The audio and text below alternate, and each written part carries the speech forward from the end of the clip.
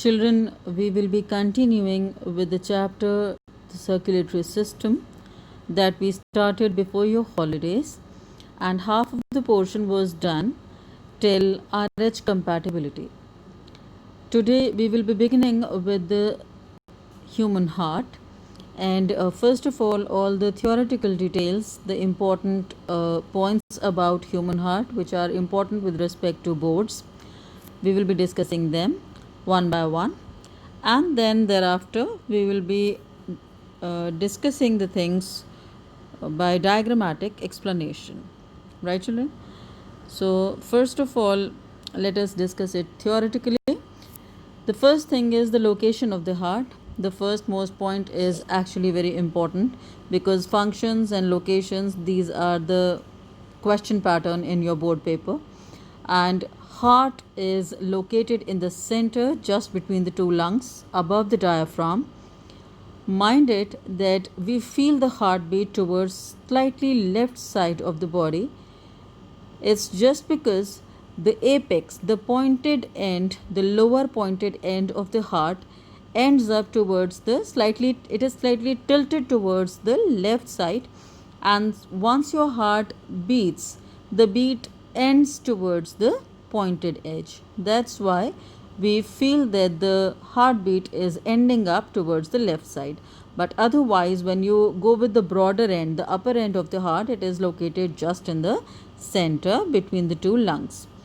Then you come to the size of the heart. Proportionate to your body, it is the size of your fist. Approximately an ideal heart is 12 centimeter in length and 9 centimeter in width. Then you come to the covering. Double covers are there. The outer one, peripheral, is pericardium, and the internal layer is endocardium, and there is a fluid present between the two layers. That fluid is known as pericardial fluid. Children must understand that every time we are using the word cardio, why? Because the heart is made up of, human heart is made up of cardiac muscles, and that's why we call it a myocardial heart. Myo term is used, myo prefix is used whenever there is an involvement of muscle. So, myocardial heart is the peculiar feature of human heart.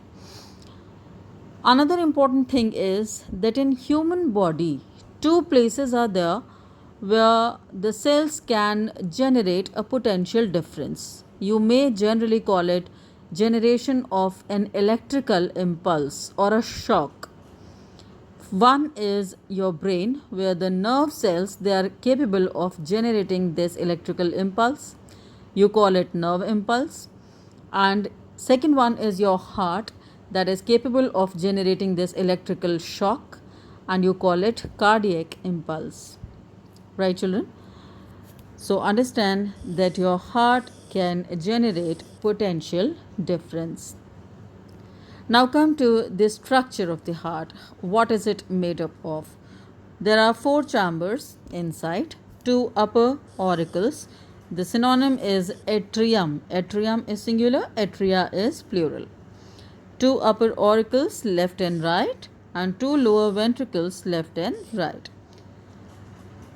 Left side is always associated with the oxygenated blood, and right side is associated with deoxygenated blood. Children must understand that here few points are to be taken care of.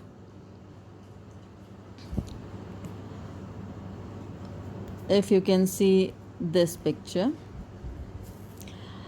I have written few points with reference to sometimes it's a give reason why. You have to remember that left and right auricles. Now what are we trying to do? We are, just hold on. Left and right auricles, they contract or relax simultaneously. I have used the word contraction and relaxation without explaining things up because I believe that wherever muscles are involved, contraction and relaxation of muscles is the part of their function. right? So whenever the heart muscles contract or relax, always remember that the upper two chambers would work simultaneously and the lower two chambers would work simultaneously. That means if the auricles have to contract, left and right auricle both will contract altogether, and if the ventricles have to contract, they will also contract simultaneously. So it's not like left side would contract first and then right side would contract later on. No. Both the upper chambers would do the same thing and both the lower chambers would do the same thing. Another thing is the ventricles. Many times this question comes and give reason why that ventricles have a thicker muscular wall than auricles. And the reason is simple. Children, auricles just have to thrust the blood into ventricles which are adjacent to them. There is no longer distance. So not much pressure is to be exerted on blood. But when ventricles have to push the blood, it has to be thrusted towards either the body or the lungs. So comparatively the distances are longer, and in that case a higher pressure has to be exerted. Thicker is the muscular wall, higher is the pressure, and more will be the velocity of blood. Right, children? Then you come to the blood vessels. The blood vessels. You just have to see which blood vessels are incoming and which one are outgoing. You already know that we have divided the heart into right side and left side. So incoming blood vessels are always in the auricles. I mean, auricles would always receive the blood and ventricles would always thrust the blood towards the body. So reception is done by auricles. Right auricle would be receiving the blood through largest vein of the body, vena cava. VC stands for vena cava and S is superior, I is inferior. Superior is also known as anterior and inferior is also known as posterior. Right? Superior vena cava brings the deoxygenated blood from the areas above the shoulder, and inferior vena cava brings the deoxygenated blood from areas below the shoulder. Right, children? So these two veins are basically coming in the right side of the auricle and they are bringing deoxygenated blood to the auricle, whereas the left side, we already have discussed that left side is associated with oxygenated blood. So left auricle will be receiving blood which is oxygenated. That means it must be coming from lungs after purification of blood. And which vessel is bringing it to the heart? Pulmonary vein. Here you have to remember that otherwise arteries, they always carry oxygenated blood and veins carry deoxygenated blood, impure blood. But this is the exception that pulmonary artery will carry deoxygenated blood and pulmonary vein would carry oxygenated blood. Right, children? These are the incoming blood vessels, and then you have to talk about the outgoing ones. Outgoings are always from the ventricles. Outgoing is never done from auricle. So the right ventricle would allow the outgoing of blood through pulmonary artery. That means it must be going to the lungs. Deoxygenated blood, so going to the lungs for purification. And left side is containing oxygenated blood which is carried through aorta towards the body. Right, children? Here, apart from all these detailings of blood vessel, one more special blood vessel. We talk about this, and function and location of this is very important. Coronary arteries.